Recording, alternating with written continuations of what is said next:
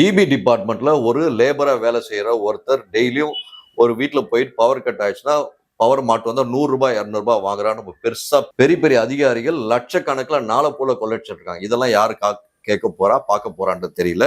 இன்னொன்னு, லேபரா வேலை செய்யக்கூடிய ஒரு தொழிலாளி அவனுக்கான அரசு விதிக்கப்பட்ட சம்பளம் ₹23,000. அந்த சம்பளம் அவனுக்கு முழுவதா போய் சேருதான்னு பாத்தீங்கன்னா கிடையாது. வெறும் ₹12,000 ₹12,500 தான் போய் சேருது. மிச்சம் இருக்க பணத்தை எவன் கொள்ளடிக்கிறான்? எவன் அப்போ விட்டு பணம் சொல்லி உதயா அண்ணன் கேட்டார் இல்லையா? அதே மாதிரி கேட்க தோணுது. எவன் அப்போ விட்டு பணத்தை எவன் கொள்ளடிக்கிறீங்கடா? தயவு செய்து சொல்லுங்க.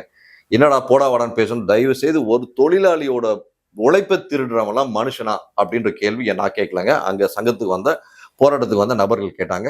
இது மக்களோட பார்வைக்கு. அது மட்டும் இல்லாம தொழிலாளி போராட்டம் இன்று வரை தமிழ்நாட்டில் கண்டிப்பாக என்றுமே தோத்தது கிடையாது. அப்படி இருக்கும் சூழல்ல யூனியன் பேர்ல நிறைய நல்ல காரியங்கள் இன்னும் நாள் வரைக்கும் செஞ்சிருக்காங்க. இனி வரும் நாட்கள்ல அந்த யூனியன் நல்லபடியா உண்மையான தொழிலாளியை கண்டுபிடித்து கன்ஃபார்ம் பண்ணா நல்லா இருக்கும். இபி டிபார்ட்மெண்ட்ல பொய்யான தொழிலாளி யாராச்சும் கன்ஃபார்ம் பண்ணா கண்டிப்பா மற்ற தொழிலாளிகள் ஆர்டிஐ போட்டு அவர்களை பதவி நீக்கம் செய்வார்கள்.